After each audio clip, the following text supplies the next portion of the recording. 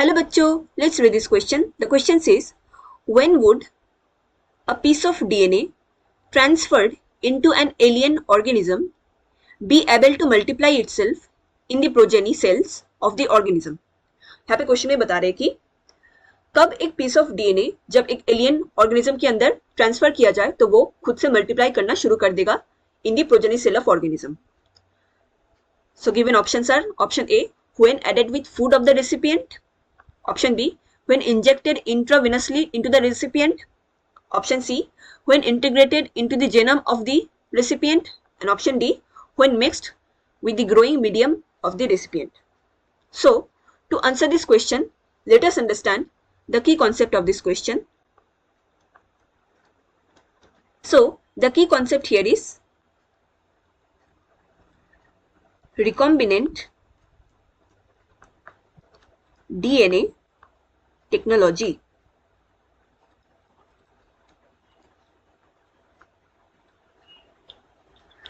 So recombinant DNA technology क्या होता है?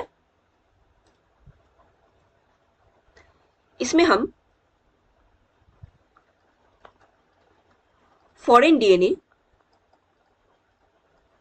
या हमारे डिजायर्ड जीन इनको इंटीग्रेट करते हैं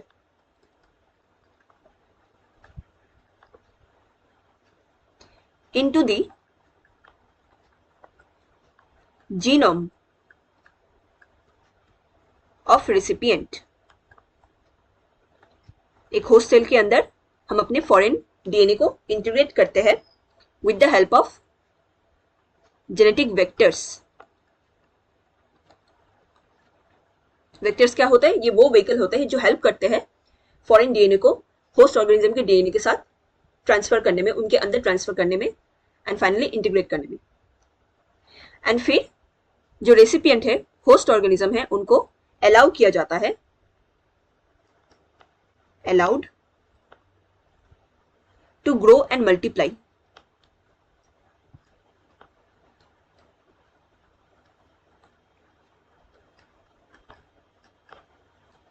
इससे क्या होगा? जैसे जैसे वो ऑर्गेनिज्म मल्टीप्लाई करता रहेगा वैसे वैसे हमारा जो डिजायर्ड या फॉरेन डीएनए जीन हमने इंटीग्रेट किया था वो भी हमें मल्टीप्लाई होते हुए देखने को मिलेंगे एंड इससे हमें डिजायर्ड जीन ह्यूज अमाउंट में मिल जाता है. एंड ये कैसे पॉसिबल होता है?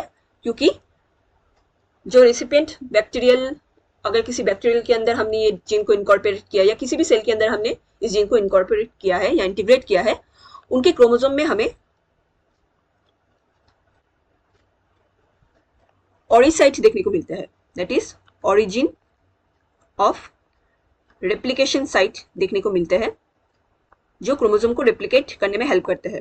सो इसी क्रोमोसोम या जीनोम के अंदर अगर हमने अपने फॉरेन डीएनए को इनकॉर्पोरेट कर दिया तो क्रोमोसोम के साथ साथ ये फॉरेन जीन भी साथ साथ मल्टीप्लाई होता रहेगा.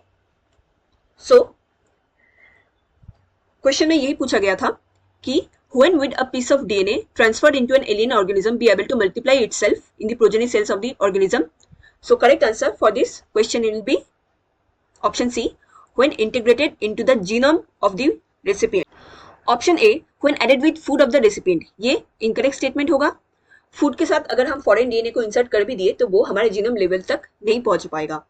सो ये इनकरेक्ट स्टेटमेंट है. B, when injected intravenously into the recipient, मतलब विद इन वेन्स अगर हमने इंजेक्शन दिया, इससे भी हमारे ब्लड स्ट्रीम में फॉरेन डीएनए फ्लो होगा लेकिन हमारे जीनोम के साथ इनकॉर्पोरेट नहीं कर पाएगा या इंटीग्रेट नहीं हो पाएगा. D, mix with growing medium of the recipient. ये भी इनकरेक्ट स्टेटमेंट है. Correct answer for this question is option C, when integrated into the genome of the recipient. Hope you understood it well. Best of luck.